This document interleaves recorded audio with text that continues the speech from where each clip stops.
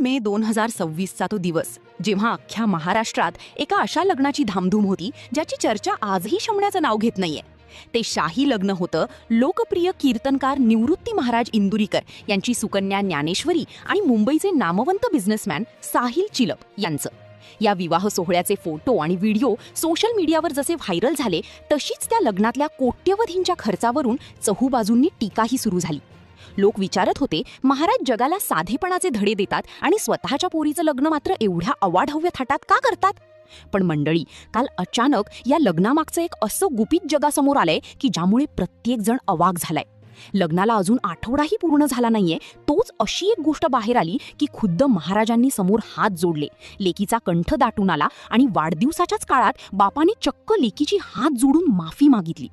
हे लग्न खूप मोठ्या थाटात पार पडलं आणि महाराजांनी जावई सुद्धा खूप श्रीमंत घरचा शोधला होता. जावई बापूंकडे धनदौलतीची काहीच कमी नाहीये, म्हणूनच महाराजांनी हे स्थळ निवडलं, अशा चर्चा आजवर सर्वत्र ऐकायला मिळत होत्या. मात्र लग्न लागून 8 दिवस उलटायच्या आतच एक असं वास्तव समोर आलंय ज्याने या सगळ्या अफवांना पूर्ण विराम दिलाय. असं काय घडलं असावं की ज्याने साक्षात निवृत्ती महाराजांना हात जोडावे लागले आणि त्यांच्या डोळ्यांत पाणी आलं? 3 मे रोजी संगमनेरच्या पावनभूमीत हा विवाह सोहळा पार पडला. त्यानंतर काहीच दिवसांत सत्यनारायणाची महापूजा आयोजित केली होती. त्यानिमित्ताने महाराज त्यांच्या जावयाच्या गावी म्हणजेच पुणे जिल्ह्यातील जुन्नर तालुक्यातील एका छोट्याशा खेड्यात गेले होते. तिथे गेल्यावर एक असा प्रसंग घडला किंवा महाराजांनी आपल्या लेकीच्या डोळ्यात ते पाणी पाहिलं ज्याने त्या बापाचं हृदय पिळवटून निघालं. एका पित्याला आपल्या लाडक्या लेकीसमोर हात जोडण्याची वेळ काय यावी? नेमकं काय गुपित उघड झालं की महाराजांना तिची माफी मागावी लागली? चला तर मग या संपूर्ण प्रकरणाचा सविस्तर रिपोर्ट आपण समजून घेऊया. मे महिना म्हटलं की महाराष्ट्रात सगळीकडे लग्नांची गडबड असते. हजारो विवाह पार पडतात. सहसा लग्न झालं की दुसऱ्या दिवशी लोक त्या गोष्टी विसरून जातात. पण हे एक असं लग्न आहे जे संपूर्ण राज्याच्या आजही लक्षात आहे आणि त्यावर अद्याप चर्चा रंगत आहेत. ते लग्न म्हणजे इंदुरीकर महाराजांची लाडकी कन्या ज्ञानेश्वरी आणि साहिल चिलप यांचं. या लग्नात झालेला अफाट खर्च, आलेले मोठमोठे मंत्री आणि खुद्द मुख्यमंत्र्यांची उपस्थिती, यामुळे तर विषय गाजत होताच. पण लग्न होऊन 8 दिवसही झाले नव्हते की अशा काही गोष्टी समोर आल्या ज्यामुळे एका बापाच्या डोळ्यात आसवं उभी राहिली. ज्या कीर्तनकाराच्या शब्दावर लाखो लोक चालतात, त्यांच्यावर हात जोडण्याची वेळ का आली? असं काय सत्य बाहेर आलंय की ज्यामुळे महाराज एवढे भावूक झाले? खरं तर यातील एक महत्त्वाचा मुद्दा आधीच चर्चिला गेला होता. 3 मेला लग्न झालं असलं तरी वर्षभरापूर्वी जेव्हा साखरपुडा झाला होता तेव्हाही महाराजांवर मोठी टीका झाली होती. त्या टीकेमुळे महाराज इतके व्यथित झाले होते की त्यांच्या डोळ्यात पाणी आलं होतं आणि मी इथून पुढे कीर्तन करणार नाही असंही ते म्हणाले होते. पण त्याच काळात एक प्रश्न सगळ्यांना पडला होता की महाराजांचा होणारा जावाई नक्की आहे तरी कोण? तो काय काम करतो? याची खूप चर्चा झाली होती. वर्षभरापूर्वीच या जावायाची माहिती सोशल मीडिया आणि बातम्यांमधून लोकांपर्यंत पोहोचली होती. पण लग्नाच्या वेळी पुन्हा एकदा लोकांना या जावायाचं खरं वास्तव जाणून घ्यायचं होतं, जे न्यूज चॅनल्सवर दाखवण्यात आलं. खरं तर प्रत्येक बापाला असं वाटत असतं की आपल्या मुलीचं लग्न एका चांगल्या आणि सुसंस्कृत घरात व्हावं, तिला तिथे कोणताही त्रास होऊ नये आणि तिचा संसार सुखासमाधानाचा व्हावा. हीच एक साधी अपेक्षा कोणत्याही पित्याची असते. पण जेव्हा काही जुन्या गोष्टी उघड होतात तेव्हा एखाद्या बापाला गहिवरून आल्याशिवाय राहत नाही. मग अवघ्या 7 दिवसात असं काय घडलं की महाराजांच्या डोळ्यात पाणी आलं? मुळात पहिलं जे गुपित होतं ते सत्यनारायणाच्या पूजेच्या दिवशी सर्वांसमोर आलं. हे असं वास्तव होतं जे लोकांना वरवर माहिती होतं, पण त्यामागचा खरा संघर्ष आणि इतिहास कुणालाच ठाऊक नव्हता. सुरुवातीला लोकांना वाटत होतं की इंदुरीकर महाराजांनी साहिल यांच्याशी आपल्या मुलीचं लग्न फक्त श्रीमंती पाहून लावून दिलंय. पण जेव्हा साहिल यांच्या कुटुंबाचा आणि त्यांचे वडील सुनील चिलप यांचा इतिहास उजेडात आला तेव्हा खरी माहिती समोर आली. 2003च्या सुमारास सुनील चिलप हे अतिशय सामान्य परिस्थितीत अवघे काही रुपये खिशात घेऊन मुंबईला गेले होते. सुरुवातीला लोकांना शंका आली होती की हे कुटुंब मुंबईला राहतं तर मग सत्यनारायणाचा कार्यक्रम जुन्नरच्या या छोट्याशा गावात कसा काय? पण तिथूनच या सगळ्या गोष्टींचा उलगडा व्हायला सुरुवात झाली. पुढे जाऊन एक असं सत्य समजणार होतं की ज्याने एक बाप आपल्या मुलीसमोर नतमस्तक होणार होता. का त्या पित्याला आपल्या लेकीची माफी मागावी लागली? 7 दिवसांतच नक्की काय बदललं? तर सत्य असं होतं की सुनील चिलप हे जेव्हा 2003 मध्ये मुंबईला निघाले होते तेव्हा त्यांच्याकडे काहीच नव्हतं. जुन्नर तालुक्यातील काटेडे नावाचं ते छोटं गाव, तिथून सुरू झालेला हा प्रवास आज 500 ते 700 कोटींच्या व्यवसायापर्यंत पोहोचला आहे. त्यांनी सुरुवातीच्या काळात ट्रान्सपोर्ट क्षेत्रात एक सामान्य कामगार म्हणून नोकरी केली. ट्रक ड्रायव्हरच्या सोबत राहून लॉजिस्टिक कामातले सगळे बारकावे शिकून त्यांनी शून्यातून आपला पहिला ट्रक उभा केला.